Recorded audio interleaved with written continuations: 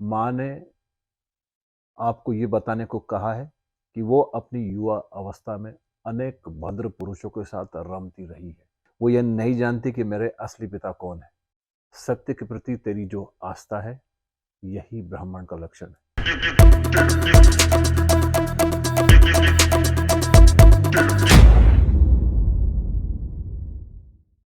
जो ईश्वर और सत्य के लिए अपना पूरा जीवन दांव पे लगा दे, ब्रह्मा की खोज ही जिसके जीवन का परम उद्देश्य हो, उसे ही हम ब्राह्मण कहते हैं।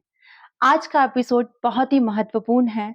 मैं शीतल शर्मा हमारे शो टॉक विद मास्टर में दिनेश परिहार जी के साथ एक बहुत ही महत्वपूर्ण क्वेश्चन लेकर आई हूँ। सर, मेरा क्वेश्चन है, जो ईश्वर की खोज के लिए अपना पूरा जीवन दांव पे लगा दे, वही असली ब्राह्मण है। ऐसा क्यों? बेहद महत्वपूर्ण क्वेश्चन है। इसको एक कहानी के थ्रू हम समझने की कोशिश करते हैं। बड़े ही सिद्ध पुरुष हुए, महासन्यासी हुए, हरि द्रुमत गौतम। एक दिन उनके पास एक 18 से 20 साल का एक युवक आया और उनसे कहा कि मुझे कृपया करके ब्रह्मा की विद्या दें। मैं इस मामले में अंधा हूं। कृपया मुझे आंखें देने की कोशिश करें। कृपया मुझे सत्य से साक्षात्कार कराएं। हरि द्रुमत गौतम ने उस युवक को देखा और युवक से पूछा कि युवक, तेरे पिता कौन है? तेरा गोत्र क्या है? युवक ने कहा कि मैं ये नहीं जानता। मेरा गोत्र क्या है ये मैं बिल्कुल नहीं जानता। यदि आप इजाज़त दें तो मैं अपनी माँ से ये पूछ के कल आपको बता सकता हूँ। उस युवक का नाम था सत्यकाम जाबाल।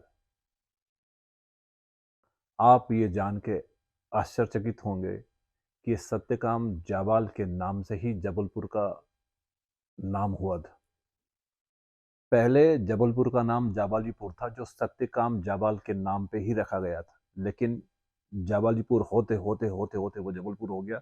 मैं कह रहा हूँ जबलपुर के भी 99% लोगों को ये महत्वपूर्ण बात पता नहीं होगी। अगले दिन वो युवक सत्यकाम जाबाल हरिद्रुमत गौतम के सामने उपस्थित था और उसने कहा कि मुझे मेरे पिता का कोई ज्ञान नहीं है। माँ ने आपको ये बताने को कहा है कि वो अपनी युवा अवस्था में अनेक भद्र पुरुषों के साथ रमती रही है। अनेक भद्र पुरुषों के साथ उसके शारीरिक संबंध रहे हैं। वो ये नहीं जानती कि मैं किससे जन्मा हूं। वो ये नहीं जानती कि मेरे असली पिता कौन है। मेरी माँ जाबाली है और मैं सत्यकाम जाबाली हूँ, उसका पुत्र। ऐसा ही मेरी माँ ने आपको बताने को कहा है। हरि द्रुमत गौतम तो इस सरल सत्य से आविर्भावित हो गए। उन्होंने तो सत्यकाम जाबाल को गले से लगा लिया और उन्होंने कहा कि हे पुत्र, तू निश्चित रूप से ब्राह्मण है। सत्य के प्रति तेरी जो आस्था है, यही ब्राह्मण का लक्षण है। सत्य को कोई इतने सरल अंदाज में कह सकता है, ये मैं सोच भी नहीं सकता था। ये महत्वपूर्ण से महत्वपूर्ण कथा है। एग्जैक्टली बहुत सारे असत्यों के साथ हम सत्य को खोजने की कोशिश करते हैं। सत्य का पहला लक्षण यही है कि तुम अपने प्रति सत्य हो जाओ। सत्य कहीं आसमानों में, सत्य किन्हीं गुफाओं में, सत्य किन्हीं पानी की गहराइयों में नहीं है। सत्य तुम्हारे ही भीतर है। उसे कहीं और खोजने की, जाने की जरूरत नहीं है। सत्य की पहली शर्त यही है कि तुम अपने बारे में प्रामाणिक हो जाओ। जब कोई व्यक्ति अपने बारे में प्रामाणिक हो जाता है तो सत्य के रास्ते खुद उसके लिए खुल जाते हैं। लेकिन हम सत्य के लिए जरा भी प्रामाणिक नहीं है। हम यदि ये स्वीकार कर ले कि हम बेईमान हैं, हम यदि ये स्वीकार कर ले कि हम असत्य हैं, हम यदि ये स्वीकार कर ले कि हमारे अंदर इतनी इतनी सारी प्रॉब्लम है, हमारे स्वीकार करने से ही वो प्रॉब्लम, वो बेईमानी, वो असत्य आधी मात्रा में दूर हो जाता है। लेकिन कभी भी हम अपने बारे में कुछ भी चीज को स्वीकार नहीं करते हैं। यदि हम स्वीकार कर ले तो चीजें बहुत अलग ढंग से बदली जा सकती है। यदि कोई एक व्यक्ति स्वीकार कर ले तो वो इस असत्य से, उस बेईमानी से निकल सकता है। जीसस ने इसी को कन्फेशन कहने की कोशिश की। एक पिता बहुत क्रोधी है, लेकिन वो स्वीकार नहीं करता कि वो क्रोधी। चूंकि वो क्रोधी है इसलिए वो अपने बच्चे को पीटते चले जाता है, पीटते चले जाता है, पीटते चले जाता है, और बदले में, एवज में वो ये कहने की कोशिश करता है चूंकि मैं इसका पिता हूँ, इसका भला चाहता हूँ, दैट इज वाई मैं इसको पीट रहा हूँ। इतिहास गवाह है कि आज तक एक भी पिता पीट पीट के अपने बच्चे को सज्जन पुरुष नहीं बना सका है। लेकिन चूंकि वो क्रोधी है और उसके सामने एक साधारण सा शिकार है, उसका बच्चा, अपने क्रोध को वो किस पे निकाले, या तो उस बच्चे पे निकालेगा या अपनी पत्नी पे निकालेगा, वो कभी मानने को तैयार नहीं कि वो क्रोधी है। यदि वो पिता ये मान ले कि वो क्रोधी है तो उसी वक्त उस क्रोध से वो मुक्त हो सकता है। सत्य को पाने की पहली शर्त यही है कि तुम प्रामाणिक हो जाओ, तुम उसके लिए बहुत गहरी आस्था के साथ आ जाओ, तुम जैसे हो वैसे ही अपने आप को प्रकट कर दो। पुराने समय की यदि हम बात करें तो ब्रह्म विद्या सिर्फ ब्राह्मण को ही दी जाती थी। ब्राह्मणों को ही ब्रह्म विद्या क्यों दी जाती थी, इसके पीछे बहुत गहरे रीजन थे। यदि हम शूद्र की बात करें तो सभी पैदा शूद्र की तरह ही होते हैं। शूद्र को इस तरह से समझते हैं जिसने खाया पिया निकाला और जिंदगी खत्म, जो पेट तक ही सीमित रहा, जिसने क्षुद्रतम कामों में अपने आप को लगाए रखा, जो केवल खाता था, जो केवल निकालता था, इसके अतिरिक्त उसकी जिंदगी का कोई भी उद्देश्य नहीं था, ऐसे व्यक्ति को हम शूद्र कहेंगे। तो शूद्र को, जिसकी की कोई भी आकांक्षा नहीं है, जिसका की कोई भी उद्देश्य नहीं, उसको ब्रह्म विद्या नहीं दी जा सकती थी। उसके ऊपर यदि हम आए वैश्य, तो इसका तो पूरा जीवन धन को कमाने में है। वैश्य वो हैं, यदि हम कहें कि एक रास्ते से यदि आप जा रहे हैं और आपको भगवान राम और रावण की मूर्ति मिले, किसको उठाना पसंद करेंगे? सभी कहेंगे कि हम निश्चित रूप से भगवान राम को उठा लेंगे। लेकिन शर्त बदल दी जाए, ये कहा जाए कि आप रास्ते से जा रहे हैं और भगवान राम और रावण की मूर्ति मिले, लेकिन भगवान राम की मूर्ति मिट्टी की हो, रावण की मूर्ति सोने की हो, तो आप किसको उठाना पसंद करेंगे? वैश्य दूसरी वाली मूर्ति को उठा लेगा। इसकी पूरी खोज, ये इसकी पूरी दौड़ धन को कमाने की है। हम हमारी जिंदगी में 99% लोगों को ऐसा ही पाएंगे जो केवल दौड़ रहे हैं और उनका परम उद्देश्य यही है कि किसी भी तरह से धन को कमा लें। तो कम से कम शूद्र के बाद वैश्य की भी जो परम आकांक्षा है वो धन है, सत्य तो नहीं है, ईश्वर तो नहीं है। क्षत्रिय को देखे तो उसके हाथ में तलवार है और वो तलवार के दम पे, संकल्प के आधार पे किसी भी चीज को हथियाना चाहता है। उसके लिए ईश्वर से महत्वपूर्ण यह है कि मैं कौन हूं। ब्राह्मण एकमात्र ऐसा व्यक्ति था, ब्राह्मण एकमात्र ऐसी कौम थी जो भले ही जीर्ण शीर्ण रहता हो, लेकिन उसकी निगाहें दूर कहीं पे ईश्वर रूपी किसी तारे पे टिकी हुई थी। ब्राह्मण वो है, जैसा कि आपने क्वेश्चन किया, कि वो सत्य और ईश्वर के लिए मौका पड़े तो जान भी दांव पे लगा दे। उसकी ईश्वर और सत्य के प्रति जिज्ञासा, आस्था इतनी गहरी है, इतनी गहरी है कि वो अपने पूरे जीवन को उसके लिए कुर्बान कर सकता था। दैट इज वाई ब्रह्म विद्या की शिक्षा ब्राह्मण को ही दी जाती थी, क्योंकि उसकी आस्था बहुत गहरी है। और हमारी किसी भी मामले में आस्था बहुत गहरी नहीं है। मैंने एक वैज्ञानिक का एक इंसिडेंट पढ़ा है। वो वैज्ञानिक एक काम में लगा हुआ था, किस तरह से पत्थर से हीरे को बना लिया जाए। बहुत खोज में लगा था और बहुत असफल हो जाता था, बहुत असफल हो जाता था, बहुत असफल होते चले जा रहा था, होते चले जा रहा था। तब उसको किसी ने बताया कि लहासा के करीब एक स्त्री है, बुद्ध पुरुष है, यदि तू किसी तरह से वहां पे पहुंच गया तो पत्थर से हीरे बनाने का हुनर वो तुझे दे सकती है। वैज्ञानिक ने कहा, यदि ऐसी बात है तो मैं किसी भी तरह से पहुंच जाऊंगा। लंबी दुर्गम रास्तों से होता हुआ कई महीनों के सफर के बाद वो वहां पहुंच ही गया जहां पे कि वो चीज ऐसी घटित हो सकती थी। वो स्त्री अद्वितीय सुंदर थी। जब वो वहां पे गया, स्त्री ने इसको देखा, वैज्ञानिक को, जो कि बहुत दुर्गम सफर को तय करते हुए उस स्त्री के पास पहुंचा था। वो स्त्री बला की खूबसूरत थी। उसने कहा कि मेरे पति घर पे नहीं है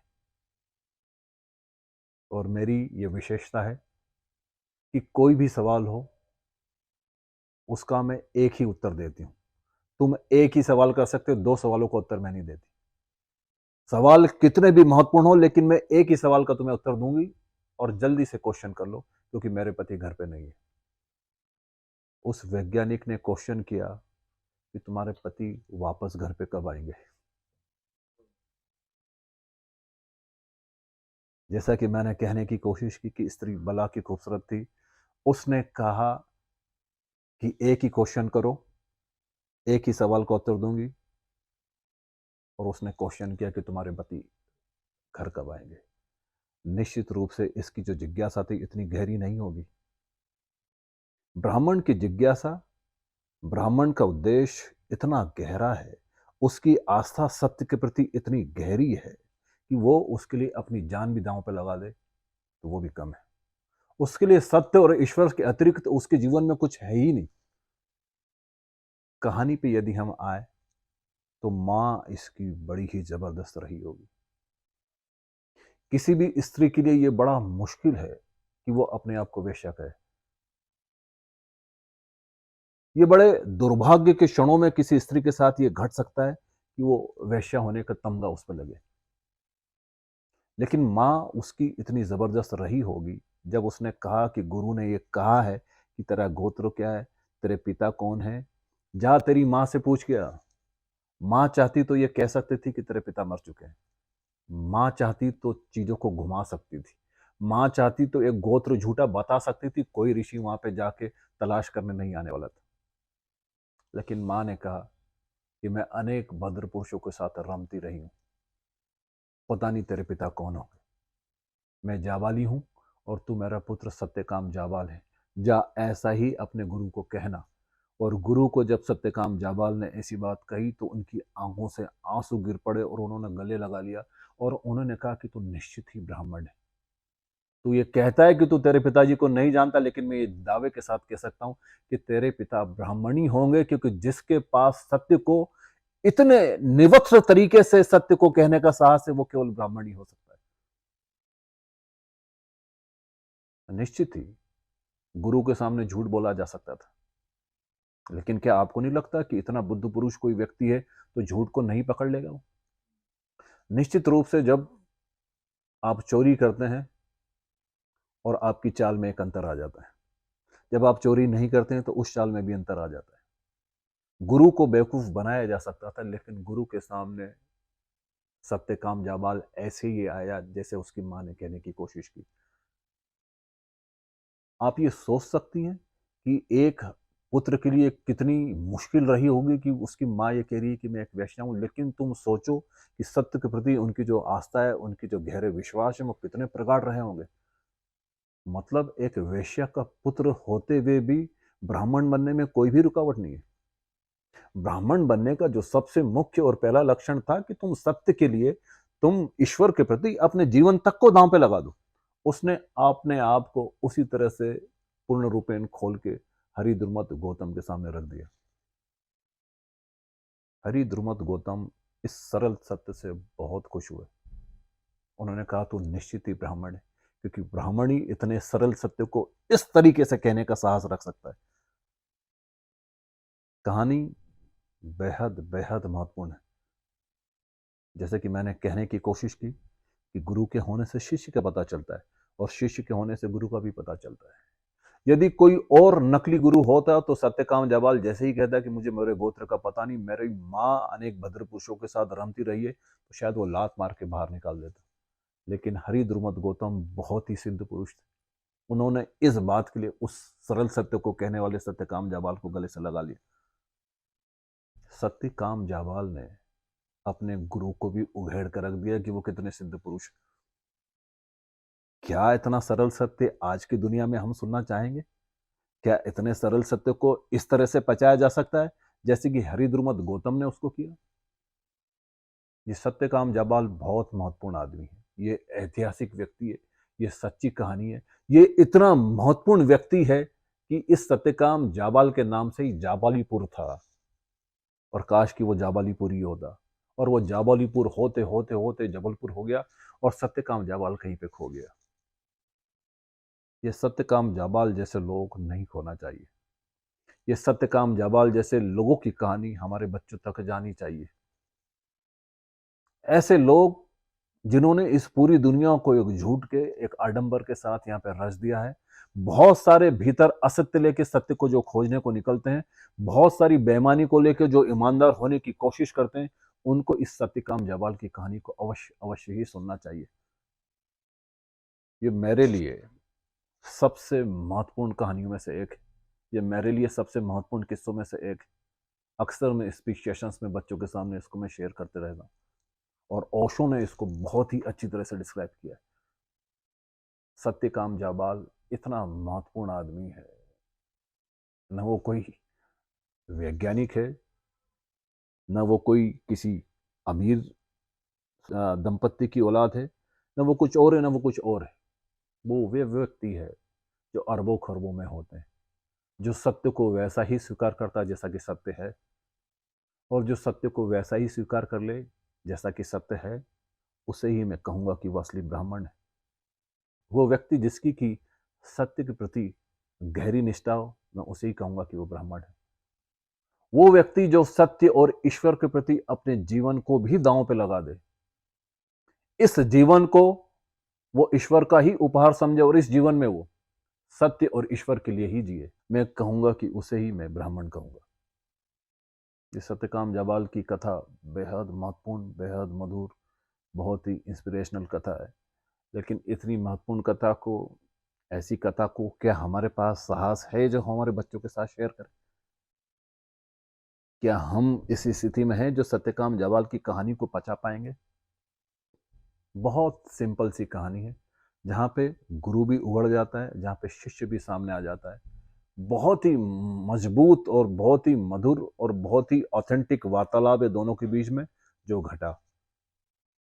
और निश्चित रूप से सत्यकाम जाबाल ब्राह्मण है, और ऐसा साहस, इतना सरल सत्य को इतना सरल तरह से कहने का साहस सिर्फ ब्राह्मण ही कर सकता है। अद्भुत नहीं कहूँगी, आश्चर्यजनक भी नहीं कहूँगी, और जादू भी नहीं कहूँगी। जिस तरह से आपने आज ब्राह्मण को और सत्य को और ईश्वर को हमारे समक्ष लाके रखा है, बहुत ही आश्चर्यजनक बातों में से एक है कि इतने गहरे राज थे हमारे यहाँ, जिनको कि बिल्कुल छुपा दिया गया है, ख़त्म कर दिया गया है। ये कहानी शायद आज ये प्रश्न हम इस सेशन में नहीं लेते, इस एपिसोड में नहीं लेते, तो हमें कभी पता भी नहीं चल पाती, और शायद हमारे दर्शकों को भी पता नहीं चल पाती। आने वाली पीढ़ियों के लिए तो बहुत दूर की बात हो जाती। ये कहानी हम ही नहीं जानते थे, अगर आपने नहीं बताई होती।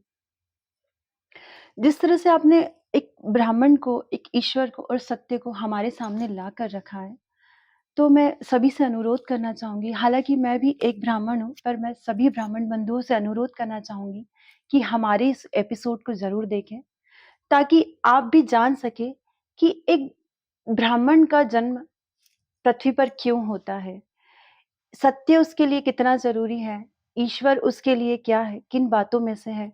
तो ये एपिसोड देखने के बाद आप जान पाएँगे कि किन बातों को हमसे दूर रखा गया है, किन बातों से हम अछूते रहे हैं, कितने गूढ़ रहस्य है हमारे यहाँ, जिनके बारे में हम जानते ही नहीं हैं। तो बहुत ही महत्वपूर्ण एपिसोड था सर, आपने बहुत ही महत्वपूर्ण बातें बताई आज हमको। काश कि मुझे आपके बोलने के बाद बोलने का मौका नहीं मिला होता। तो मैं व्यक्त नहीं कर पा रही थी, मेरे शब्द नहीं निकल पा रहे थे कि मैं कुछ बोलूँ। तो बहुत-बहुत धन्यवाद सर, इतनी बहुमूल्य बातें हमें बताने के लिए। और आप सभी दर्शकों से मेरा अनुरोध है कि इस एपिसोड को ज़रूर देखें और सभी तक ज़रूर शेयर करें। और हमारे चैनल को और इस एपिसोड को पसंद करने के लिए आप सभी को बहुत-बहुत धन्यवाद।